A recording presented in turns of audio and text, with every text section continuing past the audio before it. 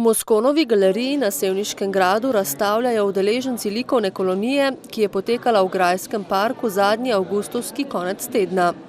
Aspekta X3 ali kreativni tabor X3 je do sedaj vsako leto združeval v glavnem kreativce iz regije, a se je udeležba skozi 13 let kolonije nenehno zviševala. Letošnja je rekordna, 82 udeležencev. Mislim, da nismo še imeli toliko udeležencev. In kaj ste jim ponujali, da je bil tak odziv? Jaz ne vem, po moje so to, če že ne vem, 13. leto in dober glas se sliši v 9. vas in očitno jih je privabilo. Mislim, da so si želeli pogledati, kako se imamo tukaj in tudi vsi se nazaj vračajo in mislim, da so vsi zadovoljni. Organizatorji smo izjemno veseli in pa ponosni, da je tako širok odziv. Gre za zelo pomembni kulturni dogodek, ki že kar presega lokalni pomen. Lahko rečemo, da se Aspekta uvršča po svoji sporočilnosti med pomembne dogodke v širšem kulturnem prostoru. Na to smo seveda ponosni in veseli, zato zahvala vsem, ki so nam karkoli pomagali, od občine in ostalih sponzorjev, ki so nam pomagali in nam stojijo vrsto let ob strani. Vodja oziroma mentorica kolonije, slikarka Jerca Šantej nad povečanim zanimanjem za sevniško likovno kolonijo ni bila presenečena. Mislim, da je popolnoma enostavno, zato ker na Aspekti se imamo lepo, ker ustvarjamo, ker za trenutek pozabiš, kje si, kdo si, čas se ustavi na gradu v najlepšem ambientu, kjer ni razloga, da vsi, ki so pripravljeni, da pridejo in sodelujejo in pri tem se trudimo, da tudi nek feedback nazaj, da je lepa razstava. Vsako leto si udeleženci likovnega tabora zadajo slikarsko temo.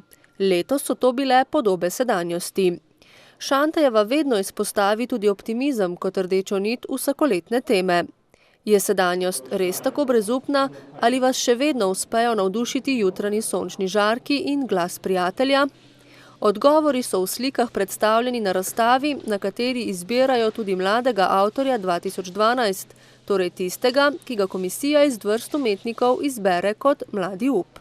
Komisija svojo sodbo izreče na koncu, na zaključku razstave in sicer, ker se vsi spet zberemo in poberemo slike, vsak svojo odnese domov in v tem času oziroma med tem časom se komisija zbere in potem določijo, to je strokovna komisija.